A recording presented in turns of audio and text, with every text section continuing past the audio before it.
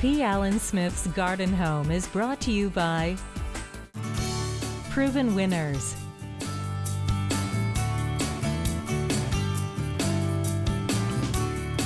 Proven Winners, found in their distinctive white containers at fine garden centers and the Home Depot. Aromatique, makers of decorative fragrances to create a distinct ambiance for each room in your home. More information at aromatique.com. Crescent Garden, designers and creators of functional decorative products for your home and garden. More information at crescentgarden.com. And by Bonnie Plants. When I was a kid, my dad grew so many vegetables and herbs that we had to give most of them away. As I got older, I realized he didn't give it away because he grew too much. He grew too much so that he could give it away. And by the makers of Job's Organic Fertilizer, now in spikes, granular, and water-soluble formulas. EasyGardener.com. Your journey starts in Arkansas, the natural state. Vacation planning kits available at arkansas.com or 1-800-NATURAL.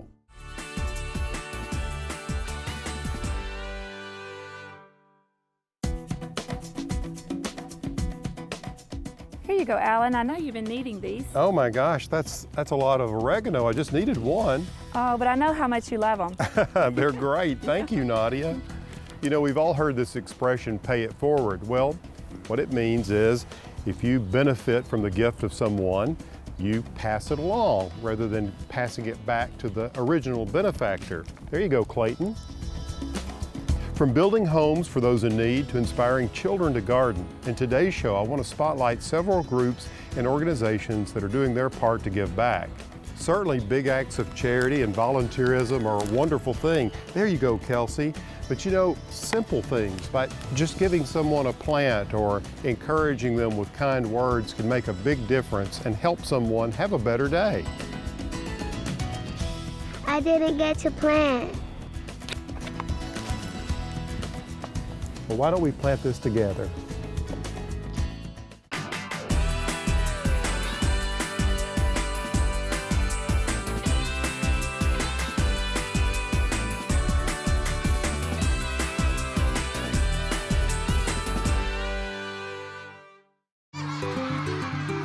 Are y'all ready to learn more about growing your own food and gardening?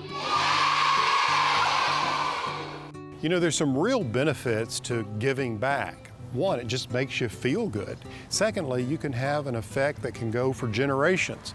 Now think about this. If you influence a little kid to get excited about gardening and it brings them joy their entire lives, well, that's a very meaningful thing to do. So I'm here at the Little Rock Preparatory Academy, and we have some kindergartners, first graders, second graders, third and fourth, and they are full of enthusiasm about gardening. Come on in. Are y'all excited about growing a garden? All right. Is everybody here going to help us with that garden?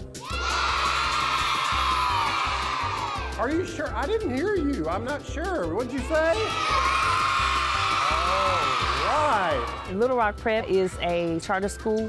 We serve children from underserved communities, so that maybe they may have gone to a school in an area that maybe the resources around them weren't very good. And we take them where they are, and we try to move them up and put them on a college preparatory track. Planting things just in the garden, it translates into growing things in your life and expanding into your community, being a part of something that's growing. So there are science connections, there are writing connections, PE and health connections that can all intermingle and help us, you know, just by the use of the garden.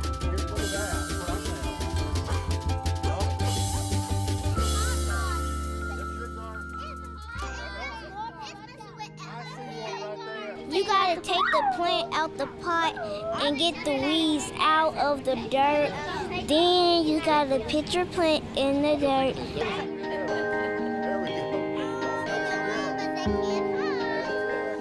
I like gardening and it's so fun. We get to dig dirt and get all the weeds out, and P. Allen Smith gets to help us plant rosemary, and I just had so much fun. I really enjoy being in the garden. It's really therapeutic for me.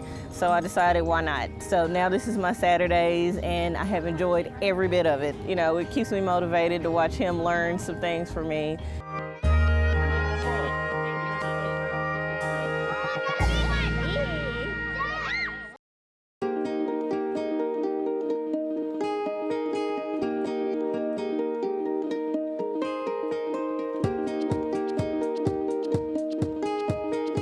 I don't know about you, but the effect beauty has on me is astounding. It really affects the way I feel. It makes me feel better. Take these beautiful tulips, for instance. When I put this blend together, I used 4 different types of tulips to create this effect. The idea was for it to make you feel cheerful and happy. And I hope by looking at them that you feel the same way. It's amazing what a little yellow, a little salmon, a little pink can do to create a beautiful composition and change our mood and attitude about the world we live in. So I got with the city of Little Rock, my hometown, and I said, why don't we plant a lot of tulips? Let's fill containers with them. So we filled up 80 plus, and we planted them in beds like this. The idea was to make the city more beautiful and the people happier.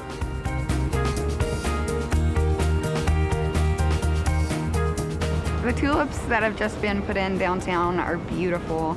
I do this walk every single morning, so I was very surprised when I saw them, and they kind of just made the atmosphere so much better for me. And I had several people ask me, I wonder who put those out there. It's really done a lot to kind of perp up the area there. You know, looks very good, very good. They're beautiful colors, a lot of different colors, especially here in spring like this. I can't get my yard to bloom like that, but it's beautiful coming down here to the river market. I come down here every nice day I can to play my horn. This beautifies the neighborhood, and this really brings more life down to the river market, brings more money down here. I think it's great. I mean, with all the bad things that's going on in this world, you know, this, you know, random act of kindness is, you know, it pays big dividends. It really livens up downtown.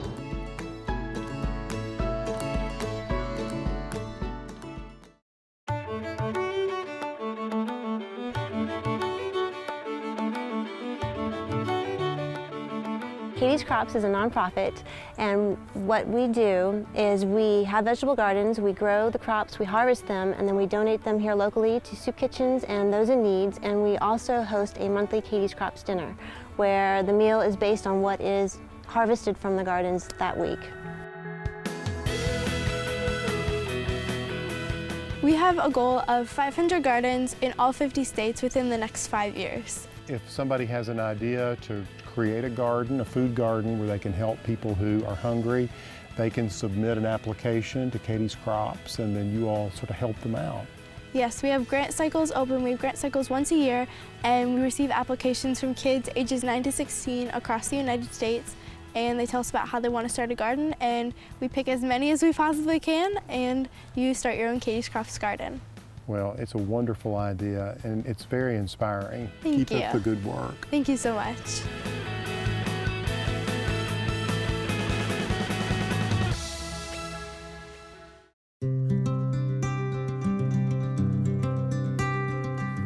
Vacant lots, abandoned side yards. We've all seen these kinds of eyesores, and wouldn't it be beautiful to see some native flowers blooming there perhaps? Well, these are seed bombs. These are a fun way to introduce new vegetation into empty lots or beds that need planting. You see, back in the 1930s, these seed bombs were used to restore areas that had been burned by forest fires. Planes would fly over with these bombs full of seed, and restoration of the native flora would begin. These are really simple to make. Let me show you. You'll need a bowl, some air-dry clay, which you can find at an art supply or health food store, some compost, and of course, seeds. Think about the type of area you're planning to plant. For shady spots, choose a woodland mix. For sunny places, go for meadow-type flowers, poppies, larkspur, cosmos. You see what I mean? And I'm going to put these together in the ratio of 5 handfuls of peat-free compost to 1 handful of seeds to 3 handfuls of clay. What you want to do is you want to mix the compost and the seeds together thoroughly in a bowl and then mix in the clay. You may need to add a little water so it's wet enough for all of this to stick together, but you don't want it to become a sludgy mess. It should have the consistency of biscuit dough. Make sure the seeds are surrounded by the clay and compost so the bombs can slowly be broken down by the sun and rain to release the seeds. I found that shaping the mixture into truffle-sized balls fits beautifully in an egg carton. Once you've made the seed bombs, let them dry in a warm, dry space, and then they'll need to sit for at least 3 to 4 hours. Overnight is ideal. Now, if you want to save the seed bombs for a while, keep them in a cool, dark place and not for more than a few weeks. Now, once these dry, it's bombs away. And you see, I like to time my strikes when there is a chance of rain, because once you throw them and they land and it rains, depending on what type seed you use, you can see growth within 10 to 12 days, maybe 2 weeks, and blooms, well, in 6 to 8 weeks. Pretty good deal, huh? It's a fun project for kids, and it's a great way to restore some of those not so beautiful areas in some of our neighborhoods. Give it a try.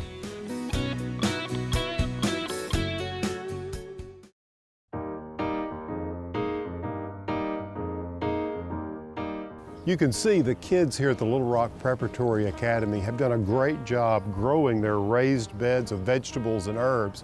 You know, it really takes teamwork to get a project like this off the ground.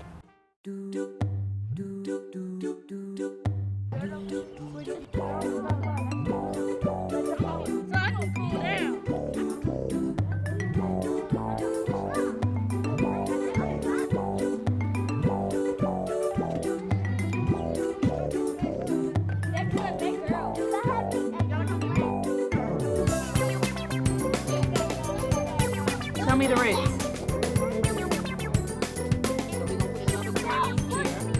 We are planting in our garden, finally. We gonna grow lettuce and carrots and tomatoes, and we gonna grow some salad. I learned about the stems and the roots and the petals and leaves. This tells you how to plant it, where to plant it, and when to plant it. It tells you all the information. I hear we're going to have chickens and ducks very soon. And that's going to tie into the other life lessons we've been doing in class to go along with living things. So we're going to start with the eggs, and then we'll talk about the different things we can do with chickens and how they can help sustain us.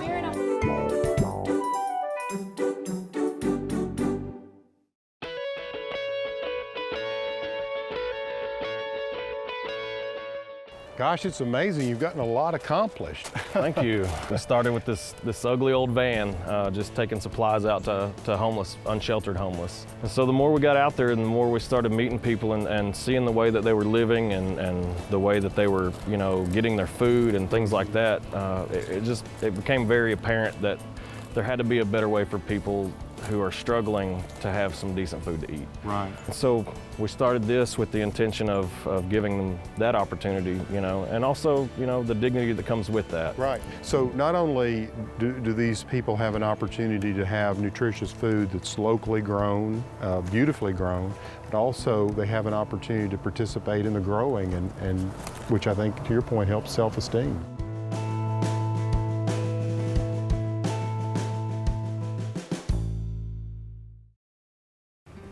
My friend Vicki, who's a news anchor on Soul of the South, loves to cook, and so do I. And anytime I can pick up something at the local market, like these delicious fresh pears, well, we like to put them to work and also pay them forward in a fun way. Come on, let's get started. Vicki! So Vicki, this recipe calls for about how many pears? I like to get about 6 to 7 pounds of pears. Good, I overdid it. Yeah, we can eat those later. I know. I like being an overachiever. Now that'll produce what? It looks like you've got about a dozen jars there, a dozen pints? Okay, good. So, you know, the recipe is really pretty straightforward. You know, after you have cut your fruit, like we've done, I like to put the fruit in the stock pot, and then I add a cup of sugar per pound. All right, as we discussed. And a little bit of lemon juice. and just a touch of water, maybe about a 1/4 cup. Sure, you don't want to dilute the flavor too much. Because the fruit will have its own juice and the sugar. These pears yes, certainly, they're so they have nice a lot and of juice. fragrant and juicy. So you don't need a lot of liquid. They will produce their own. And then you let them cook down, simmer until the pears are really tender. Yeah. And it's as simple as that. Right. Once the pear's tender, it's ready to pull it off of the stove and start putting them in jars. Put them in your jars.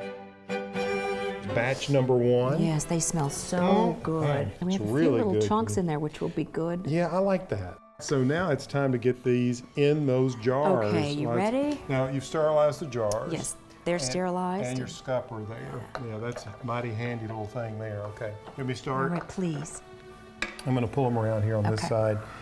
There we go. All right. Oh, look at that. This is the moment Gorgeous. we love to see. And I just take it right up to the bottom of the blue Look at that. funnel. There's one. And I'll hand that Wonderful. back to you. Thank you. We'll get a little process going here. And it looks like it's taking about a ladle and a half. Let's get a spoon and try them, yeah. Look at those pears in there. You can see those beautiful chunks. One for you. Okay. It's for you. Oh, thank you. I'll let it cool off because it's really hot. Oh, it smells so good. Oh, wow, those are good. I love them. On ice cream, vanilla ice cream with a ginger snap. Oh my gosh, that is delicious. Killer, killer. This is really good. You know, the beauty of this recipe is it works for any type of pear. We're using Bartlett today. Yeah, and they worked perfectly. The next step would be to get these all tightened down and get them in the hot water bath. Yes, we have to make sure. Yep, and keep them in there for about 10 or 15 minutes? 10 to 15 minutes. I feel safe with 15. Now, you're such a big gift giver. What are you going to do to sort of decorate these up? Oh, we have such some great wonderful, style. thank you. We have great burlap, and then we're going to tie the burlap on top, and it has a little orange thread running through it. Yeah. And we'll tie it with some rope. And of course, the Vicky signature. Of course. I love it. It's so much fun cooking with you. Oh, thank you. I have had a blast. This is a wonderful day. I'm so glad you stopped by with those pears. You bet. Let's Come do by it again soon. anytime. Yes.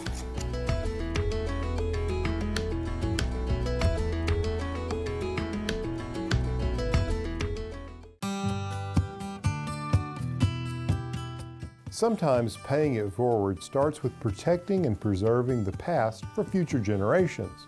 In Newport, Rhode Island, the Preservation Society of Newport County is doing just that. I joined Chief Executive Trudy Cox on the lawn of the Elms Mansion as she explained their mission. Trudy, when did the Preservation Society begin their work here in Newport? The Preservation Society started in 1945, so next year we will be celebrating our 70th anniversary. Really? Just right after the Second World War? That's right. There was a rumor around town that a 1748 colonial house on the waterfront of Newport, Hunter House, was going to be dismantled and it was going to be taken to the Met. And all of these Newporters said, it's going to stay here. That's our asset. We're not going to let it go. Then in the early 1960s, we learned that this house was going to be torn down and it was going to make way for a shopping mall. Oh my word. And so the same women who helped start the Preservation Society in the 1940s stepped forward and put up $10,000 apiece, and for $100,000 they bought the Elms. My goodness. And it was up and running as a historic house museum in several weeks. We have 11 historic houses that are open to the public, and 11 I think now. that is what is so unique about the Preservation Society is that it spans 250 years of architectural history. So if you... There's some very early houses and buildings here in Newport, I've noticed. Newport has the largest collection of colonial buildings of any community in America. There's something here for everyone. There is, and it's all within walking distance. And then the coup de grace is that we own Green Animals, which is what a fun place. One of the largest topiary gardens in America, and it was founded more than 100 years ago. Anyone who's been there knows that you can see giraffes and bears and sailing ships and all sorts of tremendous... Well, you can't go there without, well, being dazzled and amused. Right. So Trudy, how are these houses different than other house museums someone might visit? I think the biggest difference is that these houses were actually lived in, worked in, played in. There were dances. Some historic house museums are manufactured. These, when you walk into them, and I think you agree, you can feel the remnants and the memories and the spirit of the people who spent time. Particularly those that you've been able to bring a lot of the furnishings back in. Right. There are so many stories to tell. There's the story of how these houses were built, and because they are massive. I mean, consider the fact that the Breakers was built in 18 months. It's almost unbelievable. Well, it is. It's staggering. What a colossal place. And then a house like the Elms in its height had 40 people working, 20 people in the garden, 20 people on the inside. That's bigger than our gardening staff today. What is really the unique thing about the Preservation Society is the authenticity.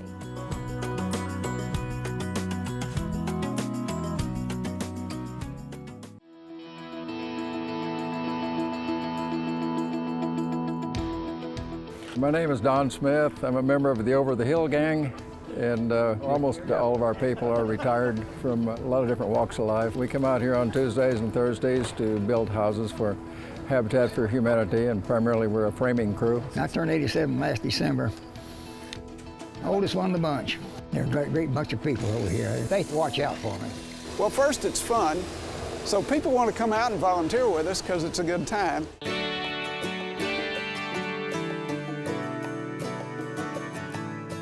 How is this going to impact your life, having this house here in this neighborhood? This is a dream come true for me. I'm a single mother. I've had some struggles in my life, and I really am not in a position to buy a new home. Right. This has been such a blessing for me. My kid's gonna have her own backyard. You know, we're gonna have things that we haven't had before, and just to be able to live life like a normal human being again, it will be so amazing.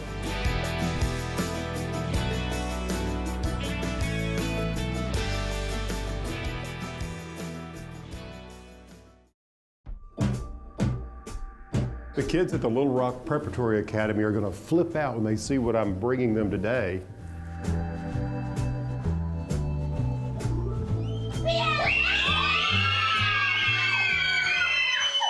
Look what I have.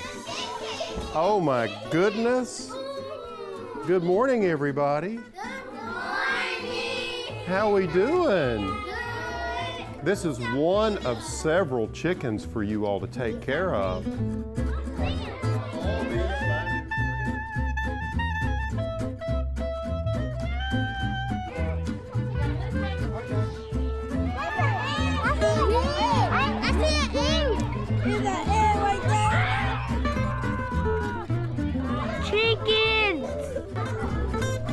Our chickens are here, yay! The children are on cloud nine and have been since we first started talking about getting real chickens. They're black, brown, white, black and white. You feed it water. You feed it every day. You feed it every day, and sometimes you have to come out here and talk to it and play with it so they won't get lonely. This adds spice to our classroom.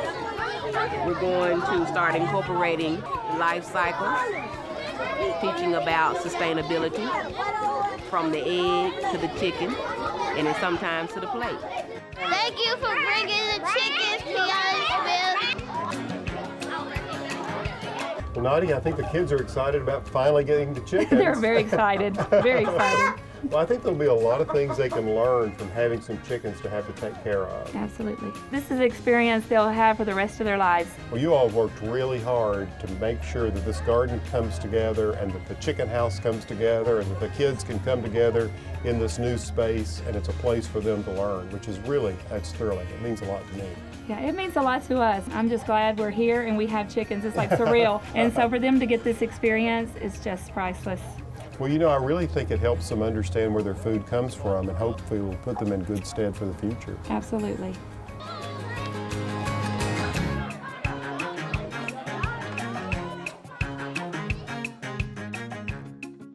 Thanks for joining me for today's show. Hope you've been inspired to give of yourself to others. I think Malcolm Bain put it best. If you wait until you can do everything for everyone, instead of doing something for someone, you end up not doing anything for anyone. Give it a thought. For Garden Home, I'm Alan Smith. I eat eggs every morning because I love eggs. They're good. They lay eggs. One of the black ones is going to be named Henry. And there was one named American. I mean, it was, my uncle has a farm, so he got me into chickens. Yeah, but one chicken bit me off of my uncle's house, but I got used to it.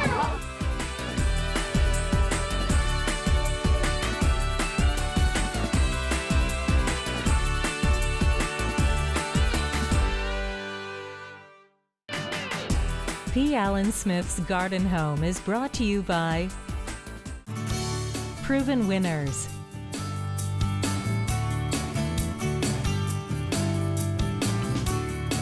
Proven Winners, found in their distinctive white containers at fine garden centers and the Home Depot. Aromatique, makers of decorative fragrances to create a distinct ambiance for each room in your home. More information at aromatique.com. Crescent Garden, designers and creators of functional decorative products for your home and garden. More information at crescentgarden.com. And by Bonnie Plants. When I was a kid, my dad grew so many vegetables and herbs that we had to give most of them away. As I got older, I realized he didn't give it away because he grew too much. He grew too much so that he could give it away. And by the makers of Job's Organic Fertilizer, now in spikes, granular, and water-soluble formulas. EasyGardener.com. Your journey starts in Arkansas, the natural state. Vacation planning kits available at arkansas.com or 1-800-NATURAL. More information about today's topic and other topics covered in this series can be found at plsmith.com.